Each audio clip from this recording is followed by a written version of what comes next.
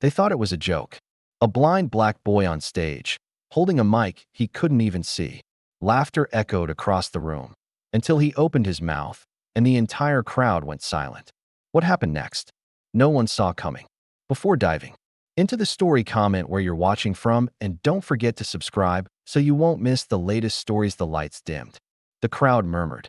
Laughter started before he even spoke. The 13-year-old Henry, a blind black boy, walked slowly toward the stage, guided by his white cane and wearing oversized sunglasses.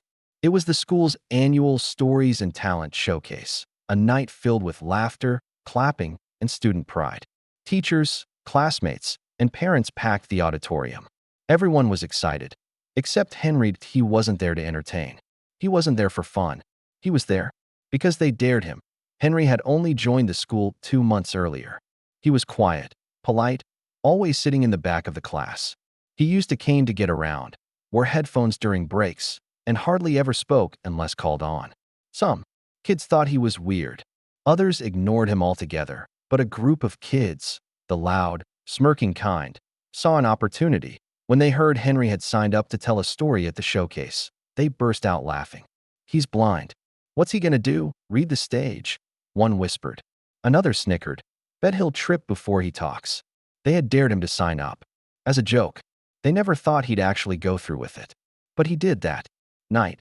Henry stood center stage, facing an audience he couldn't see, but could feel. There were whispers. Some chuckles.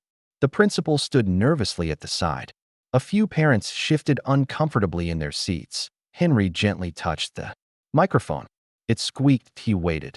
Then, in a calm, even voice, he began to speak. They told me I couldn't do this. They told me I'd fall. They told me people like me don't belong on stage. And maybe they're right. I can't see you. I can't see your faces. But I can hear you. I can feel when someone laughs before I speak. I know what silence means. And I know what fear feels like. The room went still. When I moved here, I thought I'd just be invisible again, like at my last school. But this time, it was different. This time, I wasn't ignored. I was tested, teased, dared. He paused. I said yes to this performance not because I wanted attention, but because I wanted to tell a story. A true one. My own. Now, even the teachers looked stunned.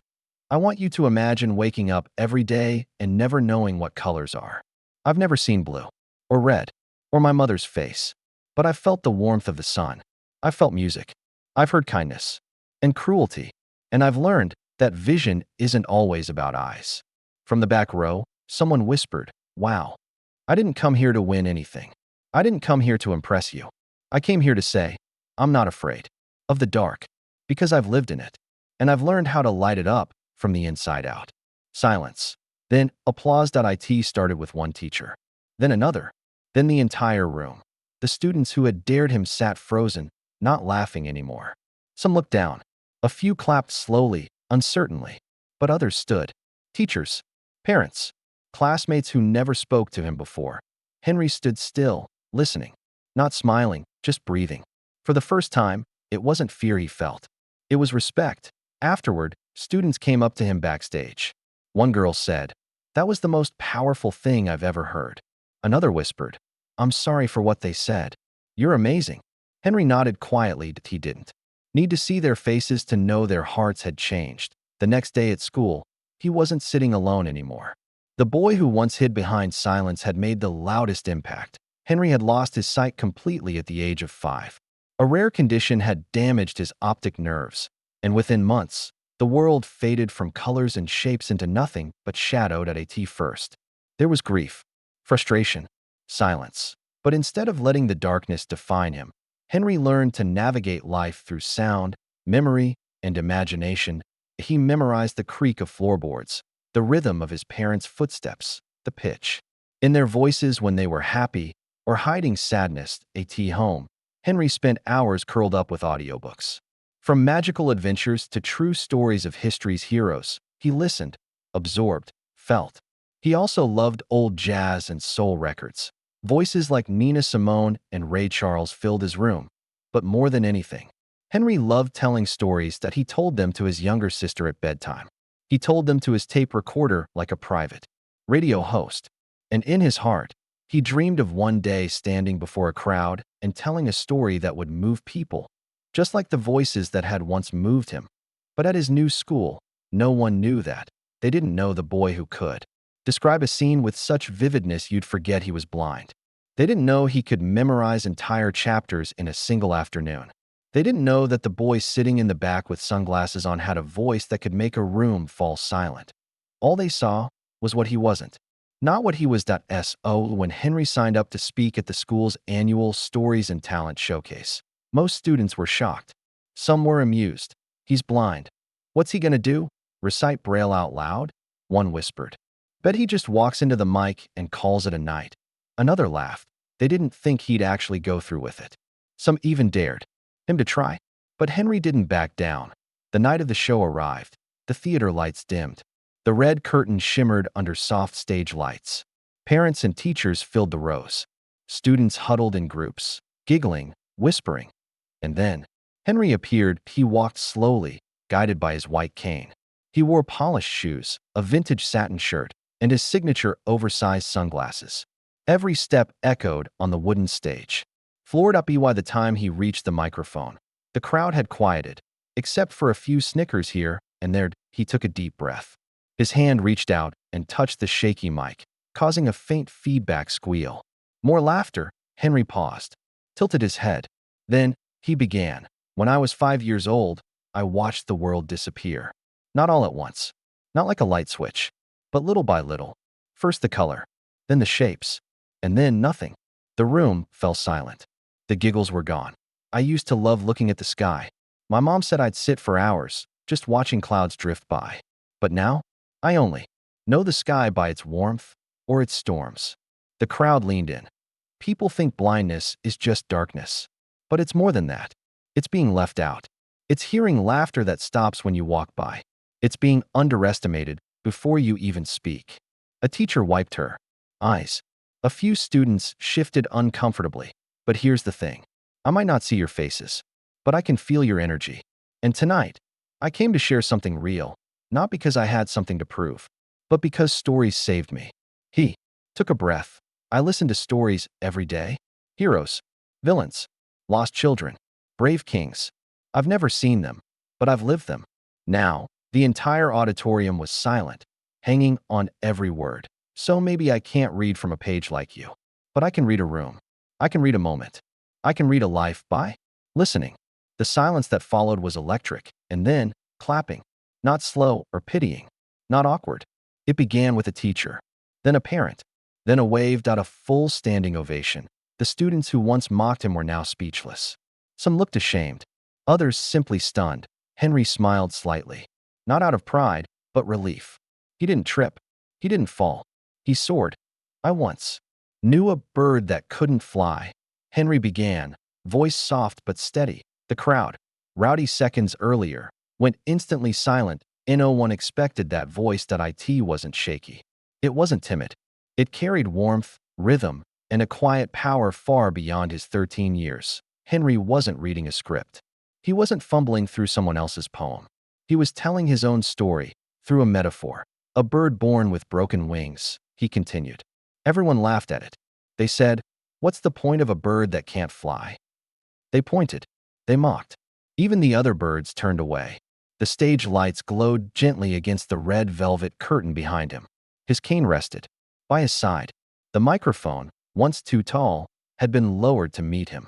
Henry stood still, wearing his signature sunglasses and a vintage satin shirt, glowing under the warm lights like a soul singer from a different era.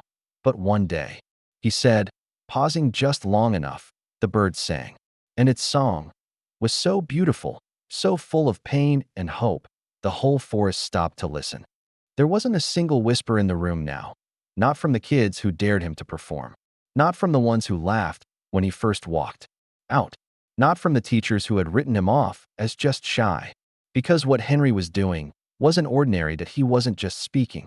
He was transporting people. Through his words, he painted pictures in the minds of people who had only ever seen him as a quiet blind boy in the back of the room. He told them what it felt like to sit alone at lunch while others whispered.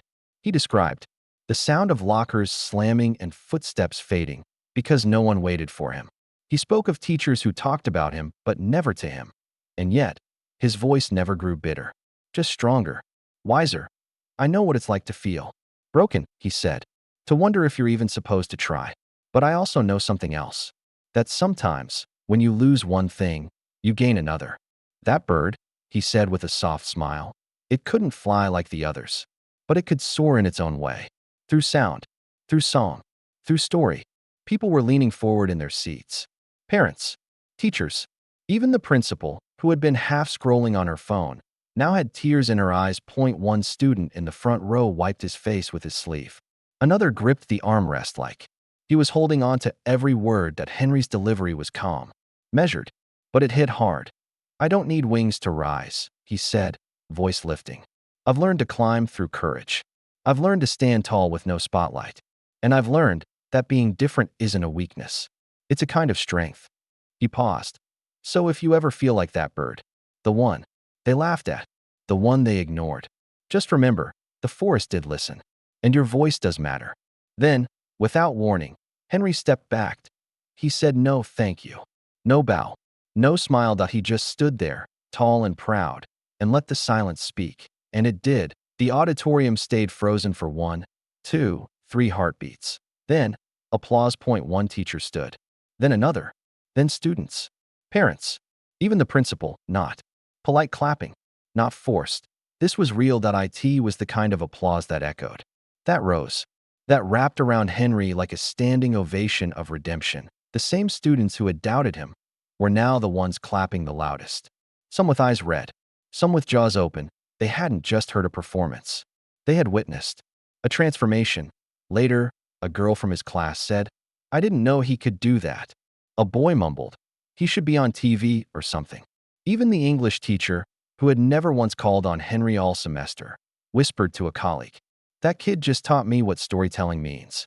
Backstage, a teacher asked Henry, where did that come from? Henry shrugged gently and said, I've always had it. You just finally listened. When Henry said the final line, and the bird never flew, but it taught the sky how to listen.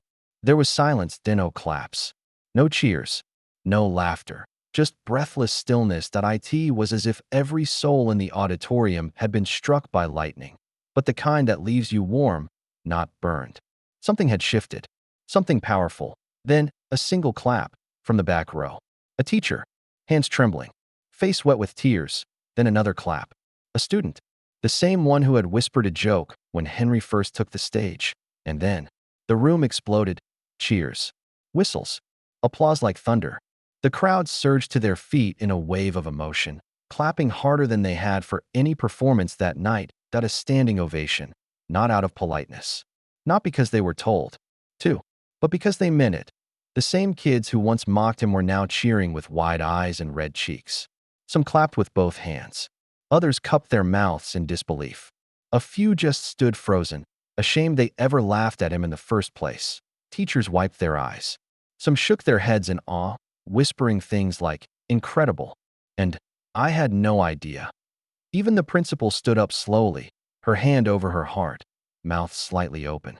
It was the same principal who barely remembered Henry's name when he transferred in 2 months ago. Now, she looked like she'd just witnessed a miracle. And in a way, they all had. Henry stood still for a moment, letting the applause wash over him like sunlight. He didn't smile too wide. He didn't raise his arms or bask in attention. He just tilted his head, gave a small bow, and quietly turned to walk off the stage, guided by his white cane, his steps confident, his head held. No need for flash. No need for flair. He had said what he came to say, and the world had finally listened. Backstage, the air was different. Students who had been chatting earlier were now silent. Some looked at the floor. A few wiped their faces quickly, hoping no one noticed. One boy, Tyler, stood near the curtain, arms crossed, face pale. He was one of the kids who had dared Henry to sign up in the first place. He thought it would be funny. He thought it would be a disaster, something to laugh about for weeks. But now, he just whispered, I thought it was going to be funny. He looked down, swallowed hard. But he just blew my mind. No, one responded. They didn't need to. Henry didn't stop to gloat. He didn't throw any insults back. He didn't say, told you so. He didn't need to. He had something better. Respect, he had earned it, not by shouting or fighting or trying to be someone he wasn't, but by being exactly who he was, real, raw, unapologetically honest. That night, Henry didn't just change how people saw him, he changed how they saw themselves. Because everyone in that audience had once felt like a bird with broken wings. Everyone had once been underestimated. Everyone had once needed someone to remind them that even if you can't fly, you can still teach the sky how to listen. And Henry, he reminded them of that, without ever seeing their faces. The next morning, the school felt different. The hallways buzzed with energy, not the usual chaos of kids rushing to class or whispering about the latest gossip. No, this was different. Everyone was talking about Henry. His name was on everyone's lips. Clips of his performance had gone viral within the student body overnight.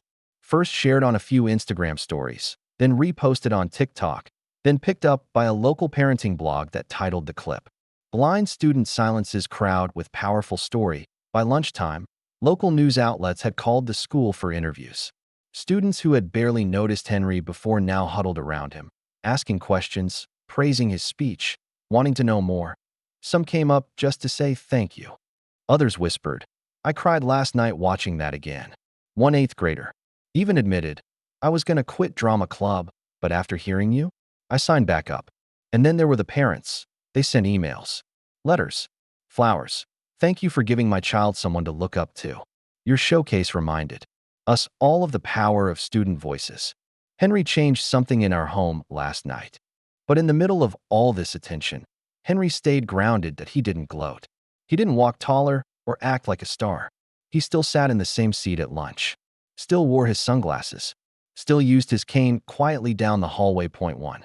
Local reporter finally caught up with him at the school gate that Thursday afternoon. They smiled, held out a recorder, and asked gently, "Henry, how does it feel to prove everyone wrong?" Henry tilted his head, then gave the same quiet smile he wore on stage. "I didn't do it to prove anything," he said. "I just wanted someone to hear my story. That was it. No drama, no speech, just truth." And that truth hit deeper than any headline. Inspired by his words and the overwhelming response, the school made an announcement the following Monday. They were adding a new segment to the annual Stories and Talent Showcase. A permanent fixture. It would be called the Henry Storytelling Award, a new honor given to students who share meaningful stories, original pieces, or personal truths, especially those who might not usually get the spotlight. That year, 3 students signed up for the showcase who had never performed before. One had speech anxiety. One was in special education. One had recently moved and barely spoke English. They all said the same thing when asked why they joined: "Because Henry did it. And he made me believe I could too." Henry's performance didn't just entertain. It sparked something deeper. It made students think. It made teachers listen. It made the school feel different, more open, more honest, more connected. The boy they once overlooked had helped them look inward. From that moment on, Henry's name wasn't just part of a viral video. It became part of the school's identity. This day, when new students arrive, teachers show a clip of that performance during orientation. Not to impress them, but to remind them, your voice matters here.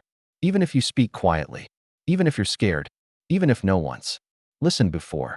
Henry's message lived on in more than just awards and applause. It lived on in the kid who dared to write his first poem, in the girl who stopped mocking others and started mentoring younger students, in the group of classmates who launched a storytelling club in the library, open to anyone with something to say. Because when the world tried to laugh at Henry, he made them listen, not with anger, not with ego, but with courage, truth, and heart. Raising hands, thank you for watching. If Henry's story moved you, be sure to like, subscribe, and share this video with someone who needs inspiration today. Microphone, drop a comment. What message would you tell Henry if you had the chance? Speech balloon, and remember, sometimes the quietest voices carry the loudest truth. And sometimes, one brave story can change everything.